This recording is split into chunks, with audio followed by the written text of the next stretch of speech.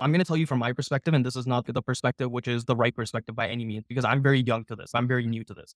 But from my experience, firstly, being very clear on who and why you're hiring the person. You don't want to go into the marketplace and let them define what they're being hired for. If you don't have a very specific reason, like I'm hiring this person to take over the strategy side of things, in which case they're going to do a lot of competitive research. As a result, they have to be extremely analytical. They don't have to be the best writer. They don't have to be the best communicator. They don't have to be the best project manager or be the most organized or whatever, but they have to be the most analytical. You have to have clarity on who you're trying to hire. And as opposed to when you're hiring someone for your customer success team, you don't need them to be super analytical, but you need them to be an excellent communicator. First things first, the biggest and probably half of the job is understanding what you're hiring for and why you're hiring them. That's number one. Having clarity on that is going to be extremely important.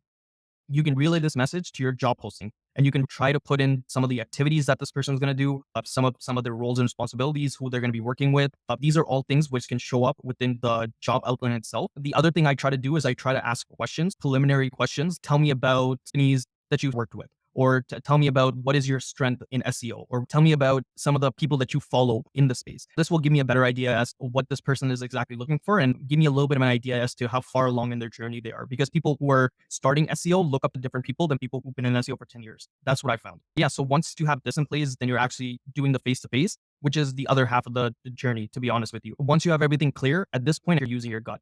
You're interviewing people, you're asking them once again the important questions: can they work? What hours can they work, et cetera, et cetera. At this point is a gut feel, understanding what the people are telling you, and being brave at the end of the day. You have to make a decision. If you get stuck here, you can't push the other things forward. So you have to be at a certain point brave and just make the decision. In some instances, it's not going to work out, in which case you just have to repeat the process. I know it sucks, but it's not going to kill you. And yeah, just taking it from there. You have to understand, even if you do the most amount of diligence, like even if you invest the most amount of effort, the person might simply work for you for 2 weeks and then get a better offer and leave. There's also these kind of unpredictable things that can happen. And of course, that is not to say you shouldn't prepare. You should try to prepare as much as possible, but understand that either way, it's going to be 50-50, and you need to set timelines for yourself in order to make these decisions. Otherwise, they're just going to drag on and it's not going to help anybody. And then, yeah, you're evaluating. The hiring process doesn't end when you send someone a contract and they sign it. It actually begins. That's still one of the beginning phases. Now you have to see how punctual they are, how quickly they're learning, how optimistic they are to learn, the quality of their output. That's still the interview, right? You're not 100% sold on anyone at that point. You go through the motions, and then finally, after maybe a month, you have a pretty good idea.